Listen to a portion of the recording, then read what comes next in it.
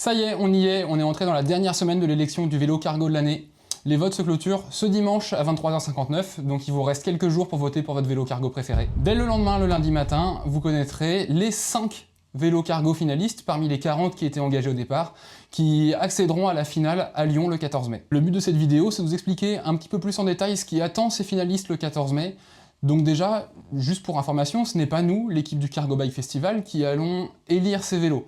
Nous, on s'est chargé de recruter le jury, 5 hommes et 5 femmes, qui se chargeront, eux, de tester, de rencontrer les marques, et de donner la note à chaque vélo pour à la fin élire le vélo cargo de l'année. Ces 10 personnes qui ont été sélectionnées, nous on les connaît pas. La seule chose qu'on sait d'elles, c'est à travers le CV qu'elles nous ont envoyé pour postuler à ce poste. Donc les vélos seront testés par 5 hommes et 5 femmes, comme je le disais, d'origines différentes au niveau de la France, de profils d'usagers différents. Certains sont des vélos taffeurs, certains sont des parents, certains sont des usagers de vélos cargo professionnels, donc dans le cadre de leur travail. Chaque usager est d'âge différent, certains sont parents, certains sont grands-parents, d'autres n'ont pas d'enfants. L'idée à travers ce panel, c'est de réunir un échantillon le plus large possible, dans 10 personnes, hein, pour avoir le plus d'avis différents et le plus d'expériences différentes pour bien juger, mais le seul point commun de ces 10 personnes, c'est qu'ils n'ont rien à voir avec l'industrie du vélo. Aucun d'entre eux ne travaille dans un magasin de vélo, aucun d'entre eux n'est lié à une marque de vélo.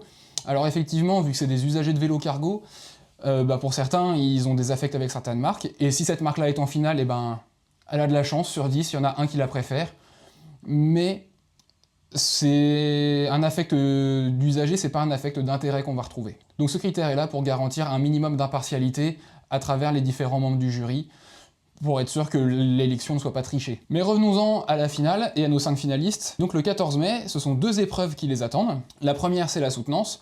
Donc face aux 10 membres du jury, ils auront 10 minutes de présentation théorique, donc 10 minutes durant lesquelles ils vont pouvoir vendre les qualités de leur vélo, expliquer pourquoi ils ont fait tel choix technique, projeter les gens dans l'utilisation du vélo, puisque l'après-midi, il y aura une autre partie qui sera plus de mise en pratique. L'idée à travers ça, c'est de projeter les gens dans l'ADN de l'entreprise, dans les valeurs, dans des fois l'origine géographique des marques, puisque en fonction de où viennent les marques, les vélos ont été pensés de la manière pour répondre à la topographie, à la ville, aux inconvénients météorologiques, urbains, tout ce qui peut faire la différence et la richesse d'un territoire. Ensuite, une fois que les 10 minutes sont passées, qu'est-ce qui se passe? Eh bien, les marques sont confrontées par les 10 membres du jury qui ont 5 minutes de questions-réponses.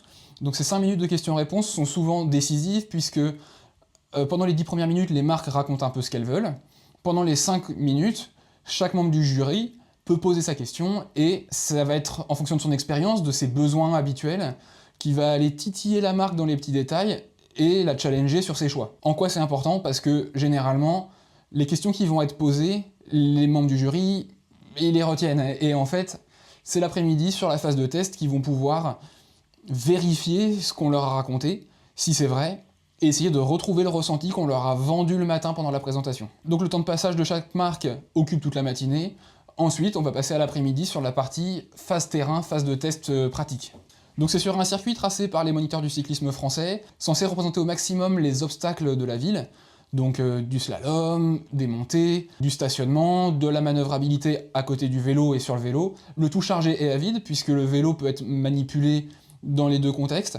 On essaye vraiment de recréer les conditions, pas de chaque jour, mais en tout cas des conditions qu'on va retrouver régulièrement quand on utilise un vélo cargo.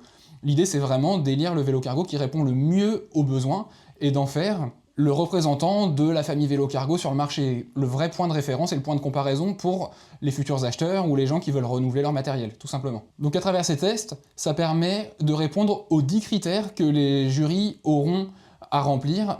Donc chaque critère étant noté sur 10, ça donne une note sur 100. Les vélos sont testés et évalués à travers ces critères et notés à travers ces critères pour leur attribuer un score qui les classera et qui établira lequel est le vélo cargo de l'année. Donc vous pourrez suivre tout ça le jour J, le 14 mai, donc continuez à suivre la page, c'est ici que vous verrez tout. En attendant, dites-nous qui vous voyez accéder à la finale.